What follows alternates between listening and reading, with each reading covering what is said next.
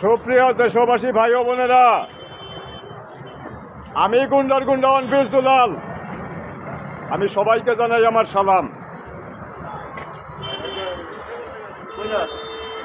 এই যে আমার হেডকোয়ার্টার তৈলঘাট, কেরানীগঞ্জ ডিস্ট্রিক্ট, ঢাকা। এখানে বসে আমি 17টা বছর আমার রাজনৈতিক জীবনের সারা জীবনের অভিজ্ঞতা দিয়ে উপলব্ধি করেছিলাম যে ব্যক্তির পরিবর্তন করে কোনো লাভ হয় না, নীতির পরিবর্তন করতে হয়।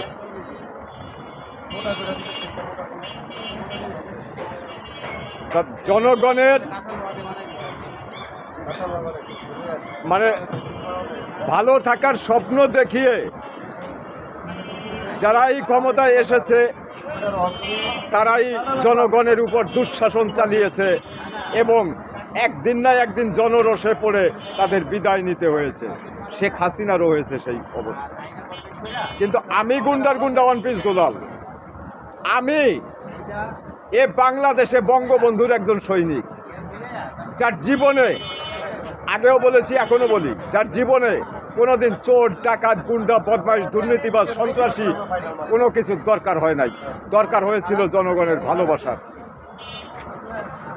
আজ যে জামাত আর বিএনপির খেলা দেখছেন, এই শুয়োরের বাচ্চারা 2001 সালে 4 দলীয় জোট করে 2007 সাল পর্যন্ত কি করেছিল সেটা আমি কালকে সব লিখিতভাবে ওই ডক্টর ইউনূসের যমুনায়, কারণ ওই শুয়োরের বাচ্চাই আমার প্রধান টার্গেট। এর কারণ শেখ হাসিনা 96 সালে ক্ষমতায় এসে গ্রামীণ ব্যাংকের মনোপলি ভেঙে দিয়েছিল। অর্থাৎ ও চেয়েছিল যে ওর বাবাদের এই জনগণের টাকা চুষে চুষে সব ওর বাবাদের পাঠাবে, কারণ এই গ্রামীণ ব্যাংকের আসল মালিক তো নরওয়েন কোম্পানি।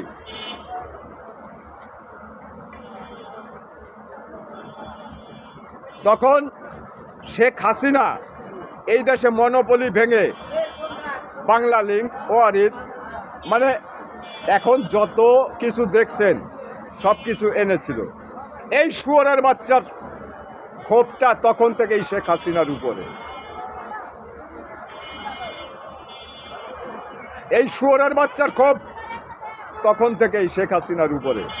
আর ওই 2001 সালে যে বাংলার ইতিহাসে একমাত্র জাতির জনক বঙ্গবন্ধু কন্যা শেখ হাসিনাই স্বেচ্ছায় ক্ষমতা ছেড়েছিল। আর 2007 সালে এসে আপনারা কি দেখেছিলেন? এই তারেক জিয়া ওর বাবা মাইনুদ্দিন, ফখরুদ্দিন, ইয়াজউদ্দিনের কাছে লিখিত চুক্তি দিয়ে তারপরে এ দেশ থেকে পালিয়েছিল। তাহলে নির্বাচনে নির্বাচন না করে ষড়যন্ত্র করে কিভাবে ক্ষমতায় যাওয়া যায়, এই শুয়োরের বাচ্চারাই পথ দেখিয়েছে। আমি গুন্ডার গুন্ডা ওয়ান পিস দুলাল। ওই নির্বাচন হবে না। নির্বাচন করতে হলে আগেই সব বিচার করতে হবে। ওই ডক্টর ইউনূসের বিচার করতে হবে। ওই সেনাবাহিনী প্রধান ওয়াকারুজ্জামানেরও বিচার করতে হবে। কেন? আওয়ামী লীগ নেতাদের ধরে ধরে বস্তায় বস্তায় টাকা দেখিয়েছে এই সেনাবাহিনীরা। সেই টাকা সরকারি ট্রেজারিতে জমা হয় নাই যে কার নামে কত কোটি ডলার পেল, কত কোটি টাকা পেল। তো এখন এই যে গ্যাসের সিন্ডিকেট, এই সিন্ডিকেটও করিয়েছে এই ওয়াকারুজ্জামান সহ, এখন ওই ডক্টর ইউনূস সহ যে শুয়োরের বাচ্চারা আছে।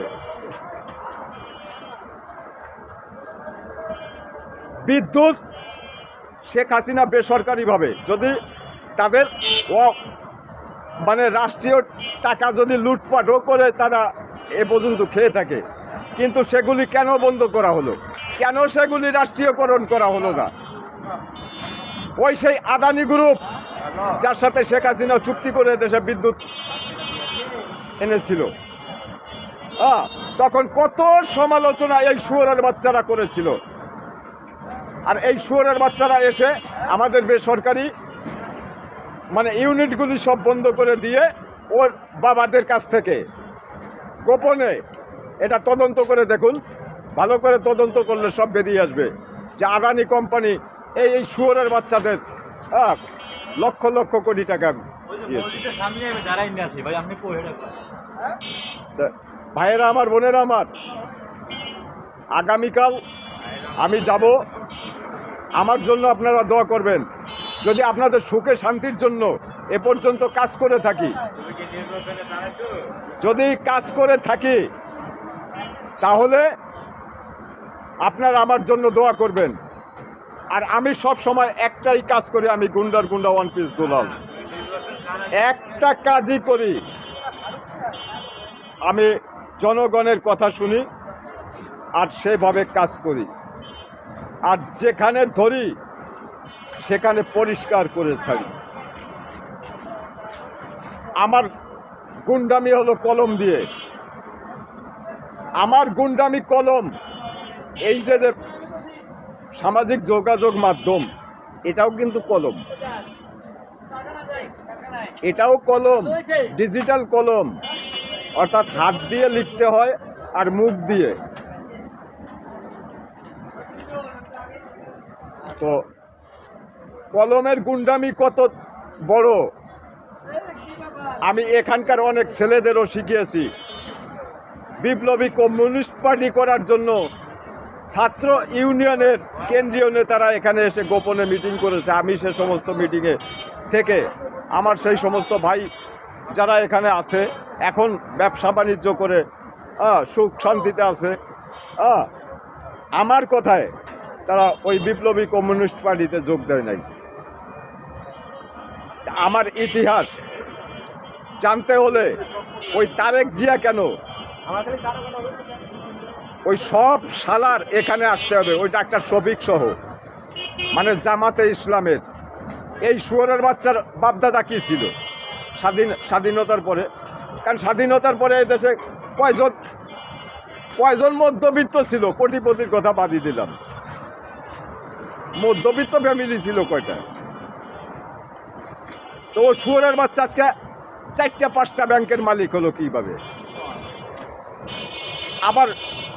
আবার বয়ান দিয়ে বেড়ায় যে ইসলামের সেবা করি। ইসলামের সেবা করা মানে কি? মানে ওই গরিব মানুষ না খেয়ে থাকবে? নবীজি তো নিজে না খেয়ে আর একজনকে খাওয়াইছে, অনাহারি মানুষকে। এই শুয়োরের বাচ্চাদের ইসলাম এটা। সবাইকে সালাম, জয় বাংলা, জয় বঙ্গবন্ধু।